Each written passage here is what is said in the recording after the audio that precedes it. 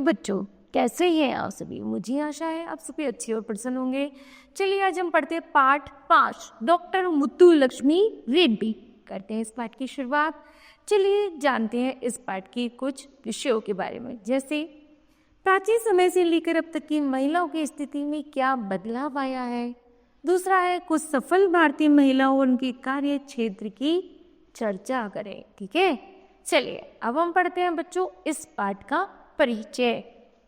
समाज में महिलाओं की दशा सुधारने और उन्हें शिक्षा का अधिकार दिलाने के लिए किए गए डॉक्टर मुत्तुलक्ष्मी रेड्डी के प्रयास आज भी बहुत प्रेरणाप्रद है। ठीक है, चलिए पढ़ते हैं इस पाठ को। पापा, इस साल 15% लड़कियों ने IAS की परीक्षा पास की है। भव्य का उल्लास से भरा स्वर वातावरण में गूंज उठा। देखिए ना, अब लड़कियां किसी भी क्षेत्र में लड़कों से पीछे नहीं है। इस पर दीक्षित जी ने कहा, ठीक कह रही हो बिटिया।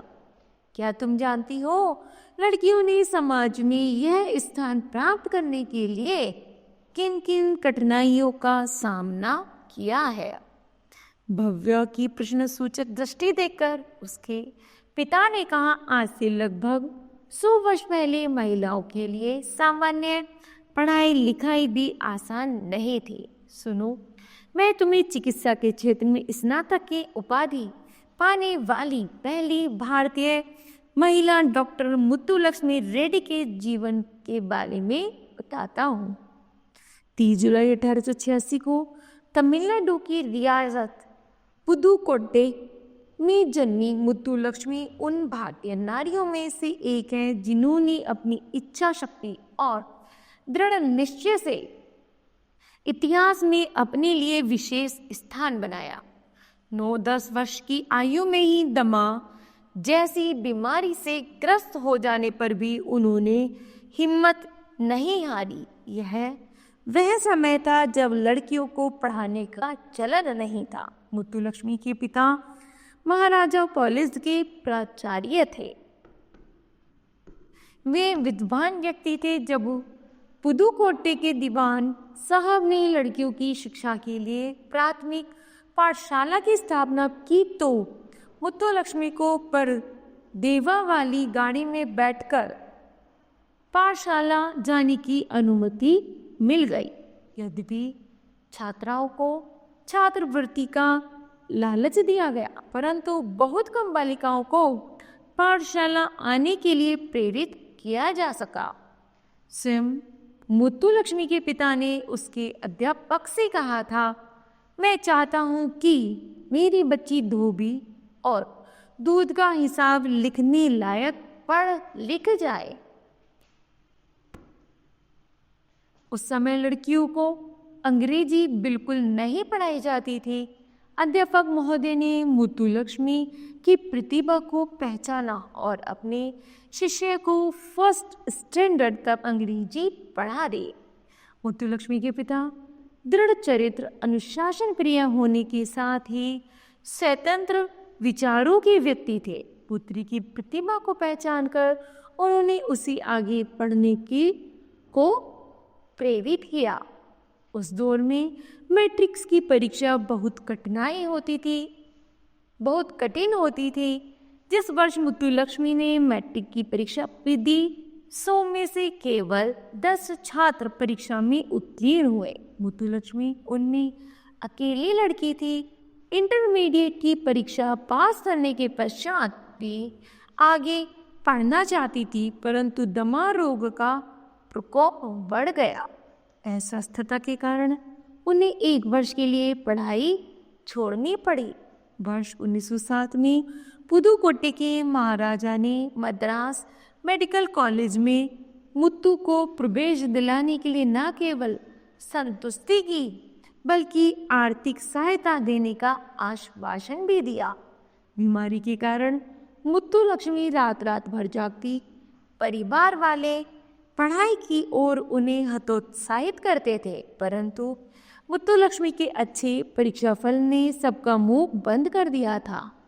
तीसरे और चौथे वर्ष में शल्य चिकित्सा में उसके 100% अंक देखकर तो सबका मुंह खुला का खुला रह गया। वर्ष 1912 में मुत्तुलक्ष्मी डॉक्टर बन गई। उन्होंने सर्जरी में विशेष योग्यता पाई थी। किसी भारतीय विश्वविद्यालय से चिकित्सा के क्षेत्र में स्नातक की परीक्षा पास करने वाली मुत्तुलक्ष्मी पहली महिला थी। मुत्तुलक्ष्मी की पहली नियुक्ति मद्रास में इग्मोर के महिला एवं बाल रोग अस्पताल में सर्जन के रूप में हुई। वर्ष 1913 में किंग जॉर्ज अस्पताल के सर्जन डॉक्टर सुंदर रेड्डी से उनका विवाह हुआ। वर्ष 1925 ईस्वी में महिला एवं बाल रोगों के क्षेत्र में उच्च अध्ययन के लिए भारत सरकार की छात्रवृत्ति पर उन्होंने पहली विदेश यात्रा की। जून 1926 ईस्वी में पेरिस में हुए अंतर्राष्ट्रीय महिला सम्मेलन में डॉक्टर मुत्तुलक्ष्मी ने भारतीय महिलाओं का प्रतिनिधित्व किया। उसी वर्ष स्वदेश लौटकर वे मद्रास विधान परिषद की सदस्य निर्वाचित हुई। भारत में विधानसभा में इनसे पहले कोई महिला सदस्य नहीं थी। डॉक्टर मुत्तुलक्ष्मी विधान परिषद की वाइस प्रेसिडेंट बनने वाली विश्व की पहली महिला है। वर्ष 1927 में भारत का प्रथम बाल चिकित्सालय खोलने का श्रेय भी डॉक्टर मुत्तुलक्ष्मी को जाता है। अब डॉक्टर मुत्तुलक्ष्मी ने चिकित्सा के साथ साथ मानसिक सामाजिक गतिविधियों में भी भाग लेना शुरू कर दिया। इसी दौरान श्रीमती सरोजिनी नायडू और अन्य बड़े बड़े नेताओं से भी उनकी भेंट हुई। विधायक के रूप में समाज सुधार के कार्य करते समय फरवरी 1929 में मंदिर में देवदासी प्रथा के विरुद्ध विधान परिषद में बिल पास कराकर उन्होंने इस बुराई का उन्मूलन कराया। महिलाओं और बच्चों की शिक्षा और स्वास्थ्य संबंधी अनेक बिलों को पास कराने में उनकी महत्वपूर्ण भूमिका रही है। आज स्कूलों में छात्र छात्राओं का जो स्वास्थ्य परीक्षण किया जाता है उसका आरंभ भी डॉक्टर मुत्तुलक्ष्मी ने ही किया था। नारी शिक्षा के क्षेत्र के लिए स्कूल खुलवाने, बच्चों के लिए विशेष अस्पताल खोलने और बाल कल्याण केंद्रों की स्थापना करवाने में भी उनका विशेष योगदान रहा है।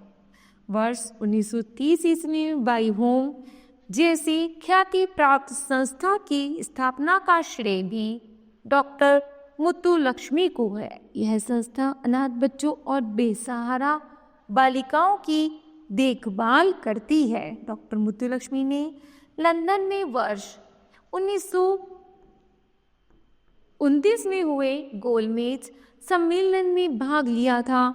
इसके साथ अन्य दो महिलाओं प्रतिनिधि थे, राजकुमारी अमृत कौर और बेगम शरीफ हमीद अली। नमक सत्याग्रह के दौरान महात्मा गांधी को जेल भेजे जाने और महिलाओं पर पुलिस द्वारा किए गए अत्याचारों के विरोध में इन्होंने मद्रास विधान परिषद का उपाध्यक्ष पद छोड़ दिया था। वर्ष 1935 में मद्रास मेडिकल कॉलेज के स्वर्ण जयंती समारोह में डॉक्टर मुत्तुलक्ष्मी ने कैंसर के रोगियों के लिए एक अस्पताल खोलने की इच्छा प्रकट की। इस इच्छा का खुले दिल से स्वागत किया गया और वर्ष 1952 ईस्वी में पंडित जवाहरलाल नेहरू द्वारा अडियार कैंसर इंस्टीट्यूट की नींव रखी गई। 18 जून 1954 को इस अस्पताल में कामकाज शुरू हो गया। आज इस विश्व प्रसिद्ध अस्पताल से प्रति वर्ष लगभग 80,000 रोगी चिकित्सा लाभ उठाते हैं। डॉक्टर मुत्तुलक्ष्मी वर्ष 1954 से 57 तक तमिलनाडु विधानसभा की सदस्य रही। चेन्नई नगर निगम की एल्डर वुमेन भी रही। 22 जुलाई 1968 को इनका स्वर्गवास हो गया। इनके द्वारा प्रज्वलित ज्योति के प्रकाश में आज भारतीय नारी हर क्षेत्र में उन्नति की सीढ़ियां चढ़ रही है। आप ठीक कहते हैं पापा डॉक्टर रेड्डी।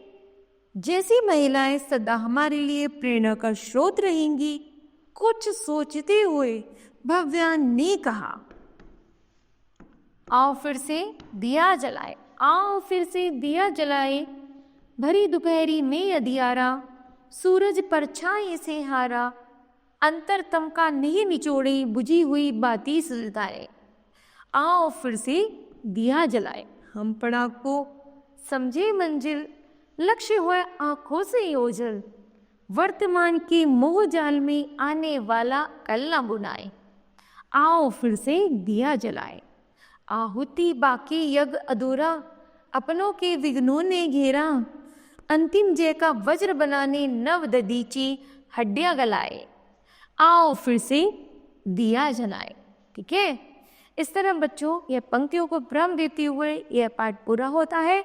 तो बताओ बच्चों, आपने क्या सीखा? हमने सीखा कि हमें भी डॉक्टर रेड्डी की तरह एक अपनी सफलता को, अपने जीवन में सफलता में आगे बढ़ना है और अपने लक्ष्य को पार करना है। ठीक है, तो मुझे आशा है बच्चों यह पाठ आपको भली भांति समझ आया होगा।